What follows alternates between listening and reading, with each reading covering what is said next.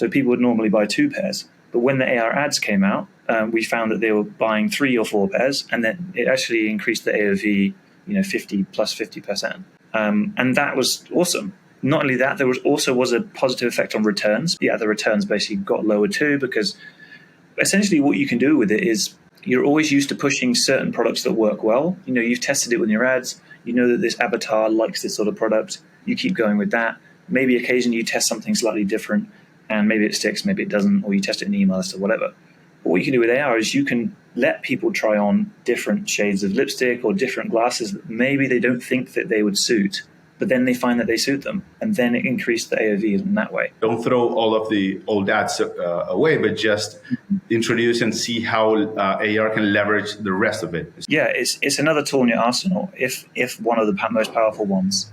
It's just something to use with your overall marketing strategy. Whenever somebody comes to us and they want to use AR in their marketing, so if it's specifically AR ads, we'll say, okay, well, what's working at the moment? We need to dig into your profiles and figure out who your avatar is and things like that. But what creative is working at the moment? And how can that be re-envisioned, or what their experience is? How can they actually have that experience within AR? And it's something to go alongside it, of course. It can't just be something because I've been a marketer for 8 years now, and there's no such thing as a magic bullet. Even if people believe, TikTok's the magic bullet now, let's throw out the rest of our marketing and just do TikTok. Yeah. But of course, everybody knows it's multi-channel approach as much as it is a multi-creative approach. You need to appeal to different people at different times, different formats. But this is just, as I say, like a very powerful tool in your arsenal that you can use.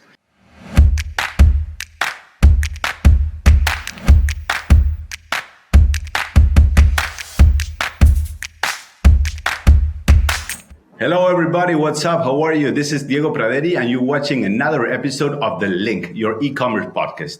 In this episode, we're going to be talking about augmented reality with Rich Watson.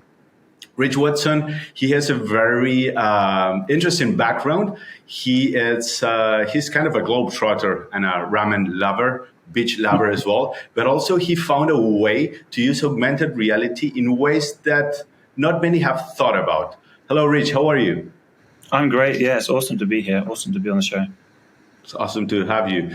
So, Rich, I was just saying you're kind of a globetrotter. When we first met, it was very interesting. I was kind of jealous in a way, in a nice way, to tell you the truth. So, can you give us a little bit about tell us a little bit about your background?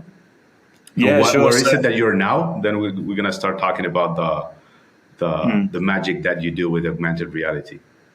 Yeah, of course. So I came backpacking, as you sort of do when you're a bit bored of your corporate job in Southeast Asia. And I just came to the center of Vietnam sort of accidentally. It wasn't really on the actual plan of our travels. And I came to the city of Da Nang. And I sort of fell in love with the city within 4 days. And it's been my home for now almost 6 years. So 6 years really? In September, late September. And then since then, really, I had the goal in mind of, I'll just be a digital monad, work online and do this. I didn't really know what I was going to do, but that's sort of how it got started. I got started with my own drop shipping brands, 2 of which were massive failures. And then the third one was okay, but I didn't really know what I was doing with the product sourcing and that whole side of things. So I actually ended up selling it. And then I moved into the area of agency. So I started to work with other people, helping them build their brands, running digital marketing. And then I primarily started to focus on Facebook ads. Zoom all the way to September 2021, when I started to experiment with augmented reality ads on Meta, so Facebook and Instagram, and just had these amazing responses from the ads we were running. And I just started thinking to myself, this doesn't really exist. There isn't really a service like this. And since that time, I've educated myself a lot more, and there definitely are lots of people who do it, but not as a specialty. So what I have done with Augmented Hype is I've set out to specialize in augmented reality marketing for e-commerce brands, also business to business and service brands as well. But e-commerce brands, it tends to be a lot more closer to home. So we've been working with agencies, helping their brands out, working directly with brands.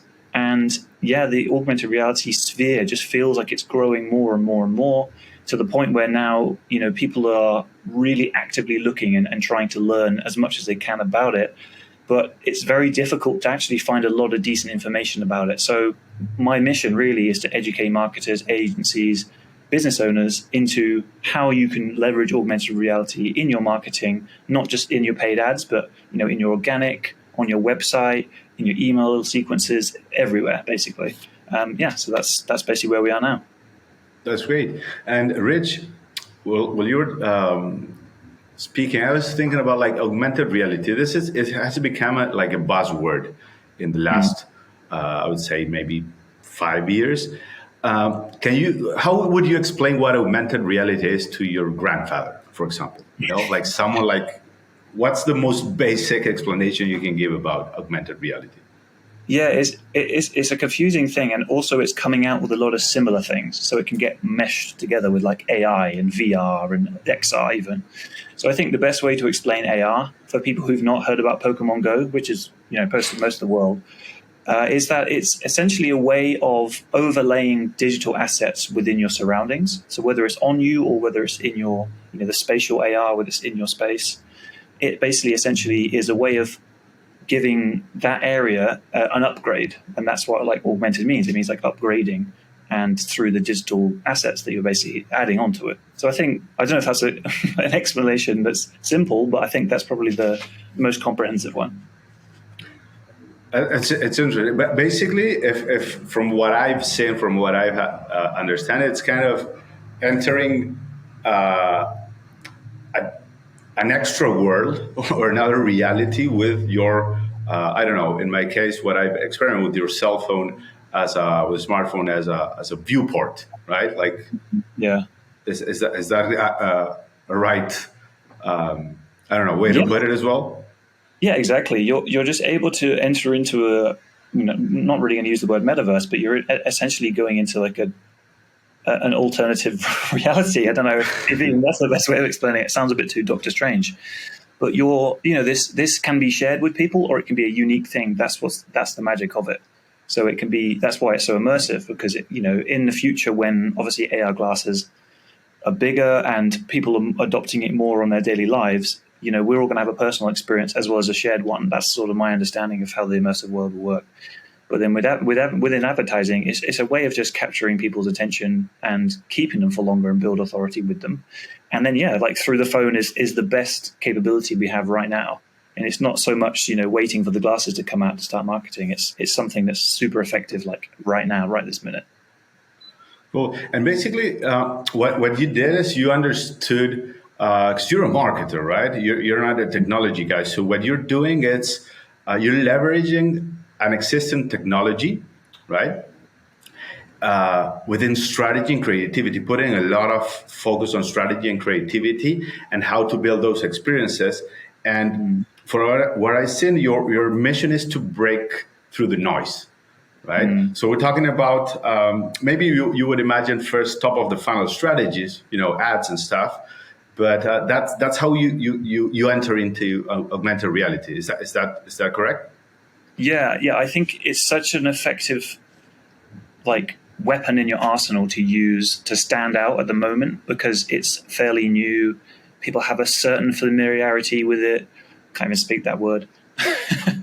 And they already sort of understand how it works, but it's still something that no one else is using within your industry, probably. So it has this effect of, building this radical authority, because you're positioning yourself as someone who's at the cutting edge, and you're a brand who are forward thinking, and you're using, Web3 technology and things like that. But also, it's just another way of standing out from competitors, because people just love to be more immersed into an ad and be the subject of it, rather than the ad being something that's like, hey, we sell this thing. This could help your life like this.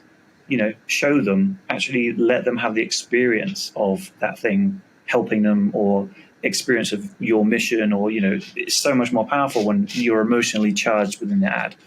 So yeah, I think that's the best way of sort of explaining why it cuts through the noise, because it's just, emotionally, it gets much better engagement. The behavioral side and the cognitive side of how you engage into an ad just means that it stays in your memory for, much longer time, builds authority with your brand, and just gives them a unique experience at the end of the day.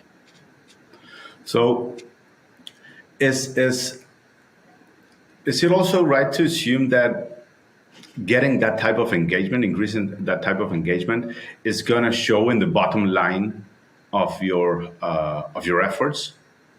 Because, like, how does it compound? How can we take a look at it as okay, we're not increasing vanity metrics here. We're actually helping grow your business. Yeah. How does AR can help e-commerce businesses achieve that? I think that's an awesome question. And that's one big thing that I've been researching and tackling a lot at the moment, that AR is seen as this virtual try-on technology, and that's all it's good for. And that's a really big part of it. Don't get me wrong. I love that part of it. And that's, really what the first experimentation for me was. Yeah. And that's why it worked so well. You mean when you say try-on, you mean like trying glasses, watches, shoes, right? Yeah, exactly. And it's also like people like Amazon are investing into virtual try-on. They have these like virtual try-on for sneakers, and they're working with sneaker brands to do that. So it's something that's very appealing to a lot of people, especially with an e-commerce sphere, where you could essentially just put things on and see what they're like without having to actually go to the store. And in like benefits such as cosmetics and things like that, you couldn't even go in the store and try it on because they'd be like, "Hey, get out! What are you doing? Putting my lipstick on your lips?" So you could have like a really, immersive experience again.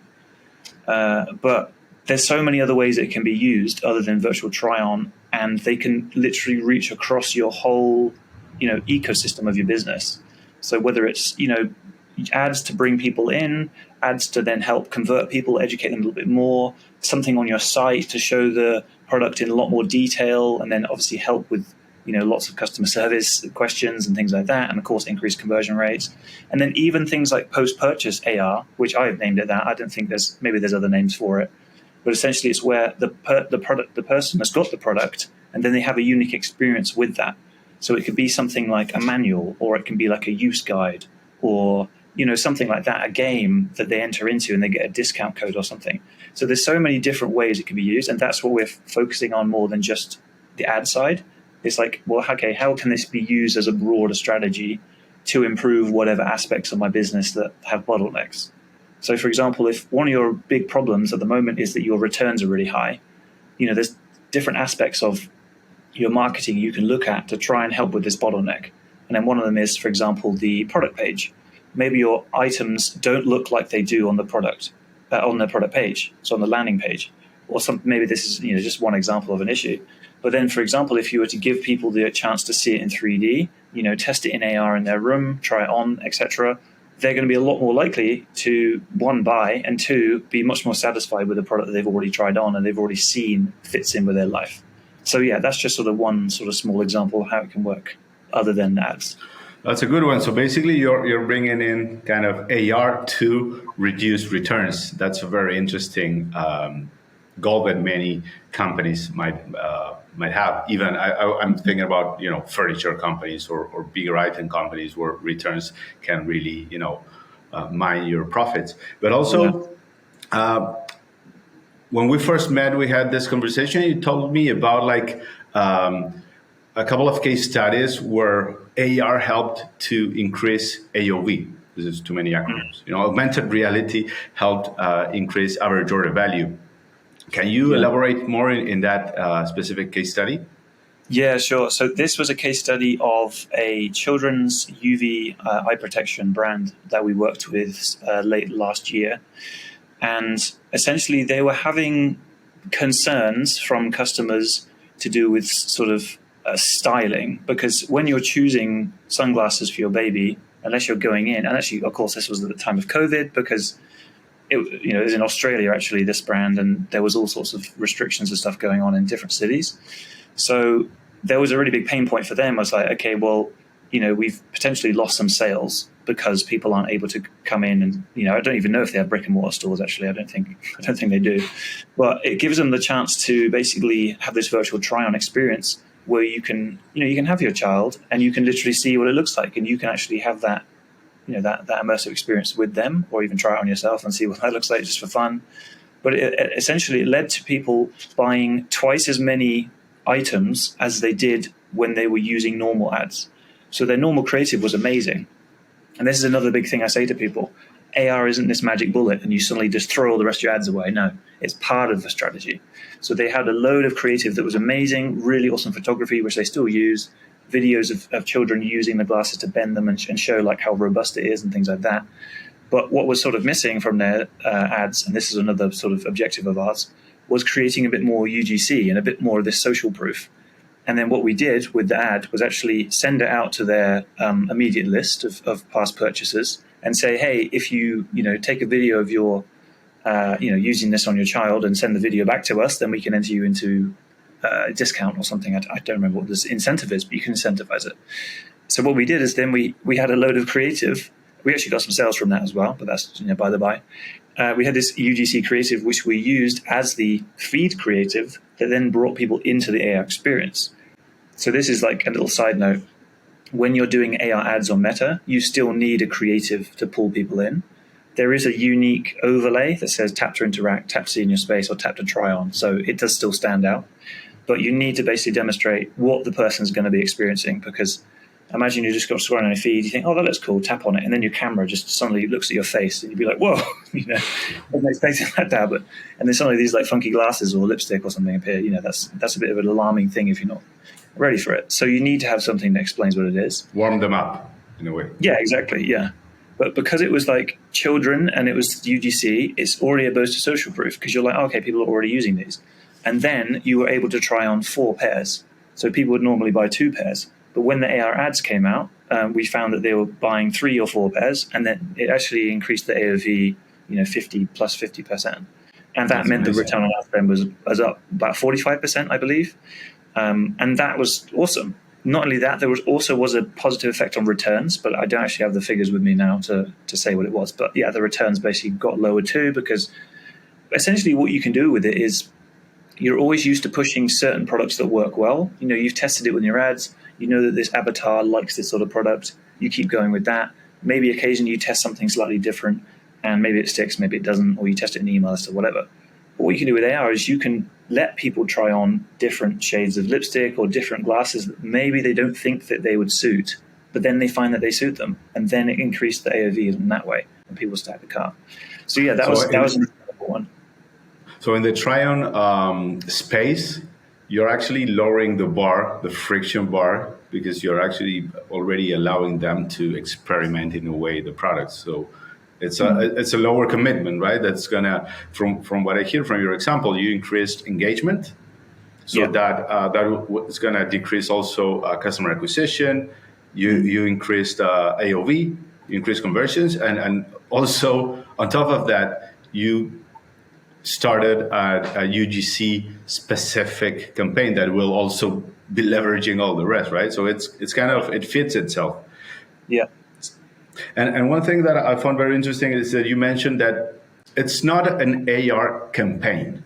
It's a campaign that uses AR. So basically what you're telling me is like, don't throw, like you said, don't throw all of the old ads away, but just introduce and see how AR can leverage the rest of it. Is that correct? Yeah, it's another tool in your arsenal. If one of the most powerful ones, it's just something to use with your overall marketing strategy. So it's like a good way of explaining it really is whenever somebody comes to us and they want to use AR in their marketing. So if it's specifically AR ads, we'll say, okay, well, what's working at the moment? We need to dig into your profiles and figure out who your avatar is and things like that. But what creative is working at the moment? And how can that be re-envisioned, or what the experience is? How can they actually have that experience within AR? And it's something to go alongside it, of course. It can't just be something because I've been a marketer for 8 years now, and there's no such thing as a magic bullet. Even if people believe, oh, TikTok's the magic bullet now, let's throw out the rest of our marketing and just do TikTok. Yeah. But of course, everybody knows it's multi-channel approach as much as it is a multi-creative approach. You need to appeal to different people at different times, different formats.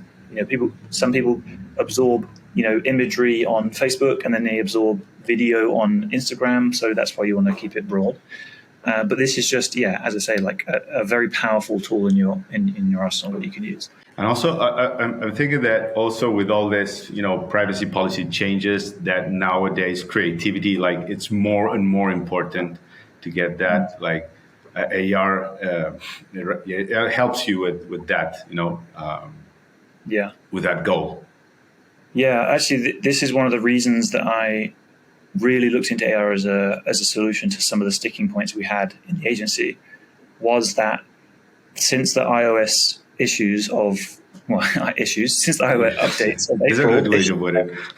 yeah, this pain in the ass that came. Yeah. One of the biggest ones was being able, us being able to get the creative we needed from the clients. And then the other issue is like, okay, well, we need to find someone in-house to create the creative for us, or we need to find another agency we'll partner with, or, all these different methods. Alongside that, targeting became a lot more broader. You weren't able to, you didn't have the sort of granular data you used to be able to have to like really refine down your audiences, etc. So you needed a way of sort of boosting the engagement and really a sort of encompassing a load of retargeting data to use later. So one of the big case studies that I've been talking about recently is the Meta did a whole thing. It's called Groundbreaking AR, and they did like 4 different brands. So Mini, Avon, and I can't remember the two. One is a Korean gaming brand, and then one is a European. No, okay, I don't remember the other two. So, but anyway, the point of it was that people's dwell time or experience time within the AR experience was twice as long as what it tends to be for video on average. And of course, it's different across many different industries. But in e-commerce, you sort of see between 6 seconds and 30 seconds. That's like average, I guess, like what you'd see. Of course, again, like it's not black and white. But then within AR, you're able to see 30 to 60 seconds dwell time. And that basically means you're, indoctrinating, for lack of a better word, somebody for a longer period. And you're able to get much juicier data for a custom audience to then reuse, because you can use that experience, view. That's really insightful, because you're not just like, I like how you put it, you're not just getting the attention that's like gold in online, but you're also increasing the amount of time someone is engaging with your brand. Exactly. Like they're playing around. It's kind of a way of gamifying, right? And tell me, Rich, what are other? Can you share with us any other examples of AR case studies, AR uses that do not imply try-on space? And also, like, how can you tell a story using AR? Sorry, you see the confusion. Yeah, I think so. One of the case studies from the Meta, the sort of anyone listening can go and look up just on Meta groundbreaking case studies for AR. So there's a really good example of Mini. So Mini was a really good example, but what they basically did was they allowed you to see a Mini in your space with all the different colors. And the rendering of the Mini is absolutely spectacular. Like you see it, the actual video in the case study, page, and the 3D looks so good and so realistic. You're sort of in awe about it, and you're looking at it. I'm not sure if that's just me because I'm a bit of a nerd at this thing, but I think like maybe the average non-AR nerd person would find it very fantastic, and that just stays with you. And the objective of it was brand awareness. There really is there's no conversion for a 40 grand car. I'm going to be like, yeah, buy. That's not going to happen. But the way they use it was this brand awareness in US, because from my understanding of Mini, it's not a huge thing in the US. Obviously, in the UK, Europe, it's huge, and even here in Vietnam, everyone has Minis here for some reason. Mm-hmm. But in the US, they needed to sort of stand out again, like we're going back to cutting through the noise. And the best example was like with this, if I'm getting the numbers right, running this AR campaign alongside the business as usual campaign with non-AR creative led to a 59% decrease in ad inventory costs. So they're able to reduce the overall costs, and they reached like 900K people or something like that. And that means that they're saving more than half of their money reaching those people. So, and how expensive it is to run ads in the US anyway. So there's, again, that's like a very small example. And actually, without getting into it too much, I feel like they could have done a lot more with that to educate people on certain aspects of it. But I think that's maybe a discussion for another day. I actually might make content on this as well, like breaking down AR ads and how it could have been better. But yeah, share it with us. I think that's another like a really good example of something non-trial. And tell me, Rich. So, okay, I'm a brand. I'm an e-commerce merchant. I may be a small, medium company, right? So I would say like, okay, but if I need to get into AR, it's going to be like uphill. I don't know, like it's going to be very expensive. Is that the case? What is it involved in starting to create AR ads or AR experiences? And what's the process? What does the process look like? Yeah, I think I mean, it's an amazing question because that's probably one of the biggest drawbacks one of the limitations people have is that they believe it's going to be really expensive. And as a new technology with people who are actually able to create it, and obviously the creator audience is growing and growing, and that's where Meta are putting billions of dollars, it's becoming a lot more reasonable and a lot more affordable for everyone. But it still is more expensive than you would, probably assume that, say, an image static creative that would cost you, something like that.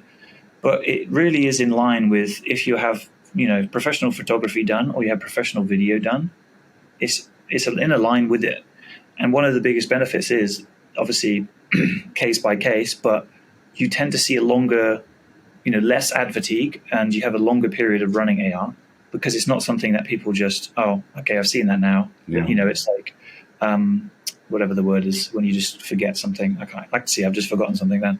But when you, something blindness, banner blindness, is that what it's called? Is it what, a blindness?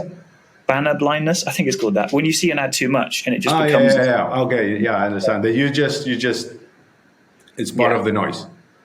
Yeah, exactly. And this doesn't tend to happen with AR because it's, again, like it's leveraging this new thing, this immersive thing, and, it's very exciting. You got more recall about the ad. Yeah, exactly. So I think, the pricing is probably similar to what people will be paying.